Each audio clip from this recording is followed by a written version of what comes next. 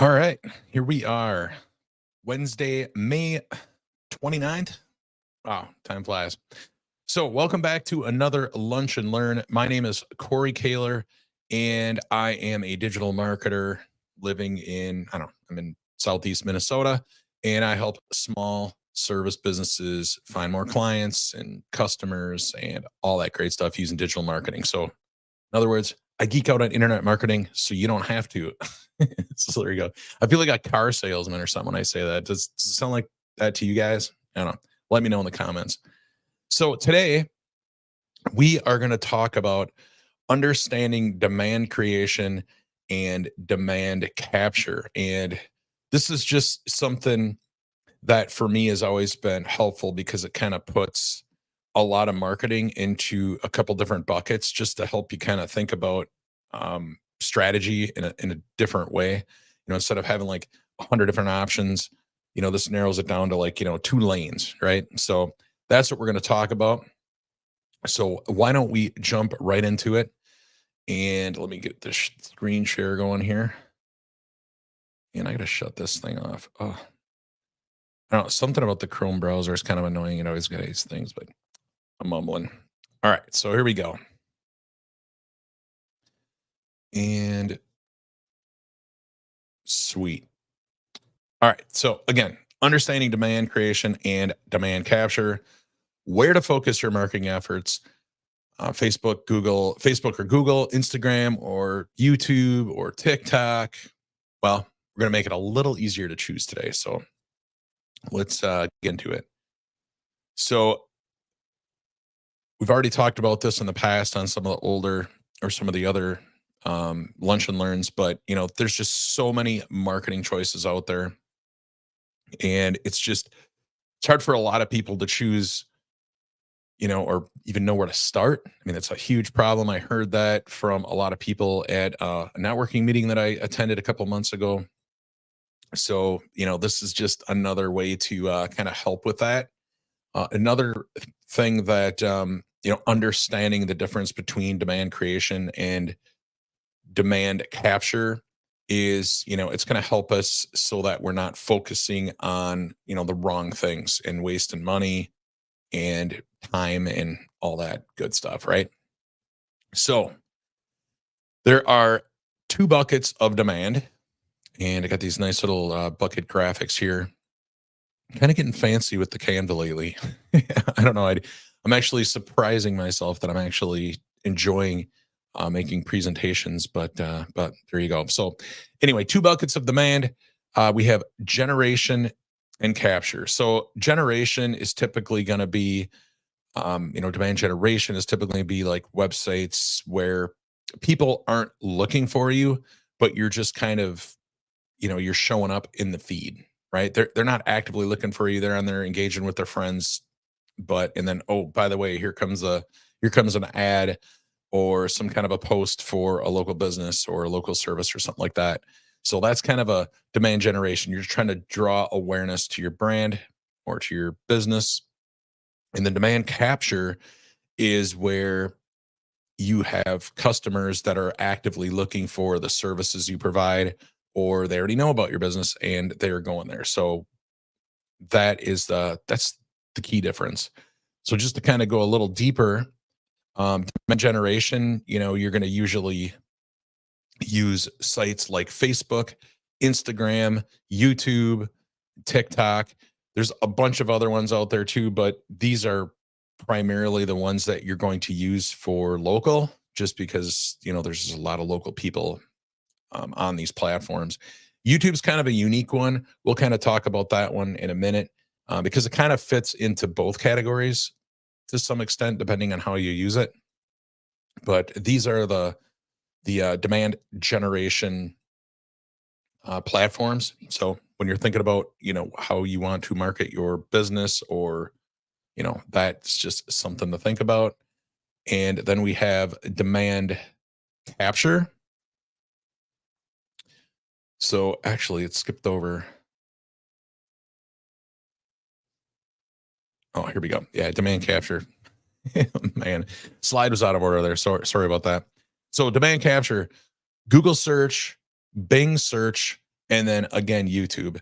And the reason I keep bringing up YouTube is because it is the second largest search engine. So you can go use YouTube to get in front of people to make them aware of what you do by sharing, like, frequently asked questions, or maybe some information, just providing how to's and other information that people might be interested in and that they didn't know that you provided. But then at the same time, people are actively searching for products and services, like reviews and all that kind of stuff on there as well, or tutorials, how to's, that stuff. So you can kind of use it both ways, although it's not exactly like search, but it is very similar. One thing I would actually put on here too is TikTok. People are using that more and more for search as well these days. It's something that I'm not extremely familiar with. I've watched a couple of videos just to kind of understand it a little bit more, and it tends to kind of skew towards, I think there's a lot of restaurants and some travel destinations are finding success using the search or with search on TikTok. But I don't know if it's necessarily a lot of too much local for service businesses quite yet. Maybe that's something just to kind of keep an eye on. But I should have put that on there for like an honorable mention. But again, it's kind of in a small amount of cases right now, so I won't go into it too much. But really, demand capture, Google search, Bing, there's Yahoo, there's DuckDuckGo, but Google search is pretty much the king for demand capture at this point, just because, well, they got like 80-85% market share for search, right? Bing is also one that people overlook a lot. Even though it's 15 to 20% market share in the search industry, there are quite a few people that still use it. Like there's a lot of people that they don't change the browser on their Windows machine. So they'll have the Edge browser, and they're just going to use the search that's available to them on there. So that's when they would show up. It generally skews older and even people at work. But again, it's a small thing. It's a small percentage of the overall market, but really, it's still important, especially for local. So let's move on to the next thing. So let's just dig into demand generation, or the demand generation bucket, just a little bit more. So you're going to use this when you have a new product or a service that you want to get out there, something that somebody's not aware of, and building awareness. So you want to build awareness about an event or some sort of, maybe you just want to be more present in the community, that kind of thing. And then also you would use it if you're just creating any kind of interest. They all kind of seem the same, but they're all slightly different. But basically, if nobody knows about you or something that you want to promote, that's when you're going to use demand generation. And just to kind of go into a couple more examples, let me get my picture out of here. There we go. So when we have Instagram, for instance, great for visual, engaging content to attract attention. Facebook, which is, ideal for community building and sharing posts. There's reels on both of those as well now. So you get the short reels, great way to get information out there. YouTube again, perfect for like in-depth videos that educate and entertain. And then TikTok, kind of the same thing. Great for introducing your business, special events, promotions, that kind of thing. So that's when you're just kind of stir up some interest and just let people know what you have to offer. So just making them aware of your business, your services, and that kind of thing. So those are the types of platforms that you would kind of think about. Now, if you know that people know about the services that you provide, like if you're a plumber and there's people searching for plumbing or emergency plumbing, 24/7 plumbing or whatever, well, then you're going to want to capture that demand, right? So you're a little closer to the sale, you're a little closer to the phone call, the quote request, however, whatever goal that you have, and there's existing demand. And a lot of people, I don't think, realize how much demand there is for their products. in services. Every once in a while, I'm kind of surprised by business owners where they didn't realize, oh, people are actually searching for what I do. And it's a great place to start if you do have something that people are searching for, just because it's easier, right? You don't have to uh, you know spread the word and do all the demand generation. The demand is already there, so that's when it's great to just have demand capture, to use demand capture. And it does provide more immediate results. When you're trying to generate demand, with some of the other platforms that we talked about, like with Facebook and Instagram, it's going to take, it might take a few times for them to see you. You might have to have a really good offer or some sort of like a lead magnet or something, just to get them to maybe get onto an email list. And you just have to get in front of them a lot. Um, you know, 8 to 10 to 15 different, 15 different impressions before they really start to think about you or where they remember you. But demand capture, if you can, to me, it's probably the best place to start. If people are looking for it, then that's where you should start any marketing campaign. So that's why Google ends up being the preferable choice for a lot of newer businesses with services people are looking for. And again, you're targeting ready buyers. These are people that are looking for, you know, used cars for sale, or emergency plumbing services. I mean, these people need help right now. So if you can get in front of them and put a good offer in front of them, then you're going to be that much closer to the sale. So again, I kind of talked about some of these already, but some of the demand capture platforms that are out there, we have Google search ads. Again, people actively searching for what it is that you provide. Microsoft ads, again, same as Google, just less market share. There's just not as many people searching over there. And then also YouTube, which you can create videos that answer common questions and show how you solve problems, right? So people are, want to learn how to fix a sink or something like that. Like you had that particular video about, I don't know what it is. I'm making myself kind of sound stupid here, but like if you're showing them like how to unclog a drain, that's great. I mean, you're helping them, you're providing value up front with something, a problem they need solved immediately. But if it's too complicated, they're going to probably call you. And since you were the one that helped them, with the video, you just give yourself a leg up on, them calling you rather than, somebody else. So that's one example of how you would do that with YouTube. There's other strategies as well, but it's kind of a general one. So that's kind of the differences and the use cases for demand creation versus demand capture. And nowadays, what you're seeing, and it's actually a good idea, is to use both if possible. Something they call omni-channel marketing, where basically you're just using a combination of these particular channels. So some examples might be like, maybe you're running some ads or just posting on Facebook or Instagram or even YouTube, and you're just kind of generating some demand just by sharing videos, just to kind of get in front of people, to stay in front of people.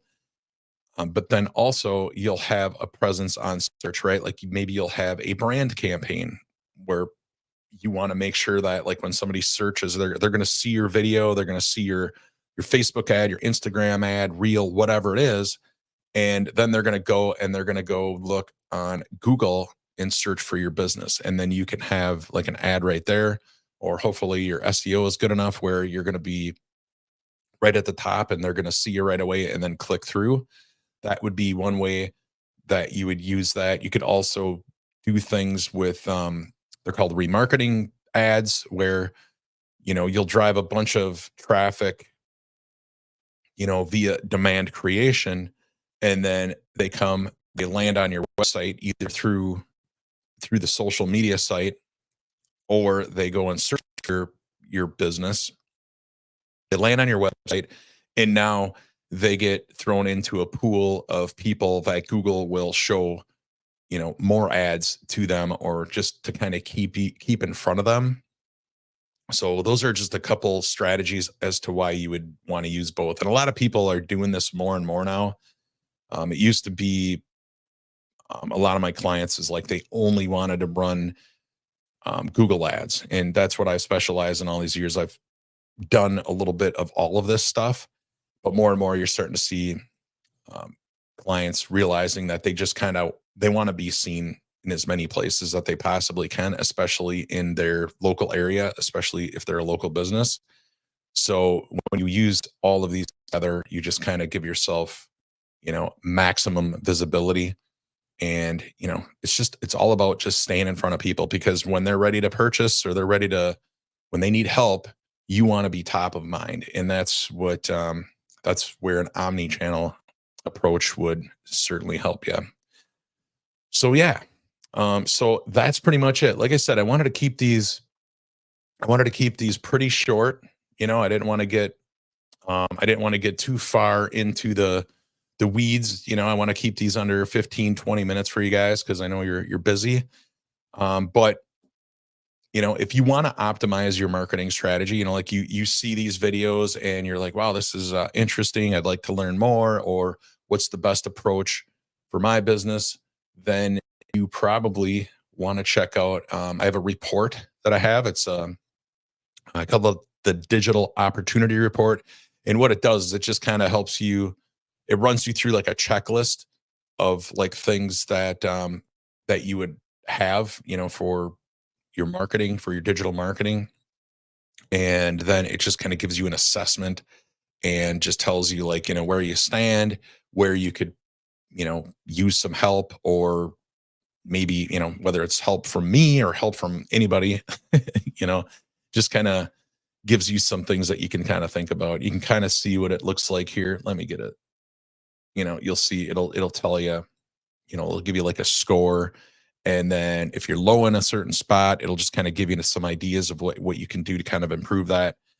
But yeah, it's just something that you can use to improve your digital marketing, and just make sure that you're getting as much visibility as you want, whether it's on, the demand creation side or the demand capture. And, a lot of times, like I said, a lot of local businesses, they fall into that, especially service businesses fall into that demand capture category, or that bucket, because, there's a reason you started it.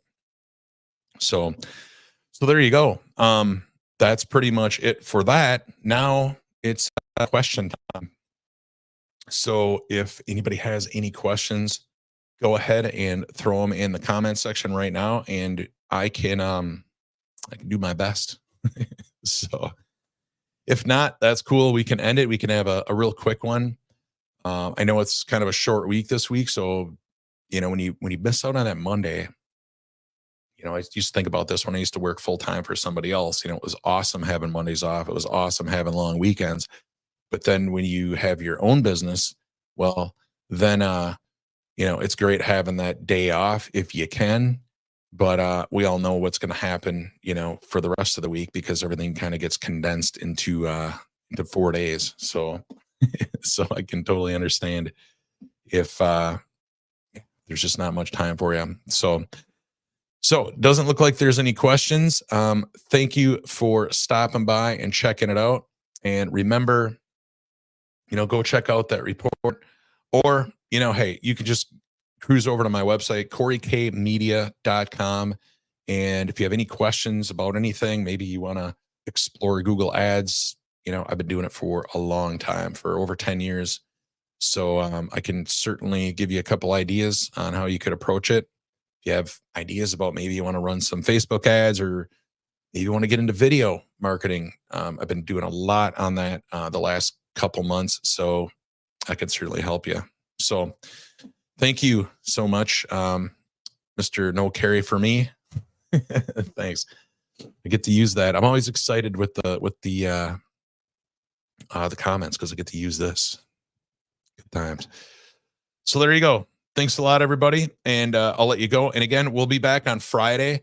And right now, tentatively, I'm thinking maybe we'll do some keyword research because we'll talk about the demand capture side a little bit and help you figure out, if there are people looking for you. And if you think that's a good idea, let me know in the comments below and we'll do it. But yeah, I think that's what we're gonna do. So thanks again for stopping.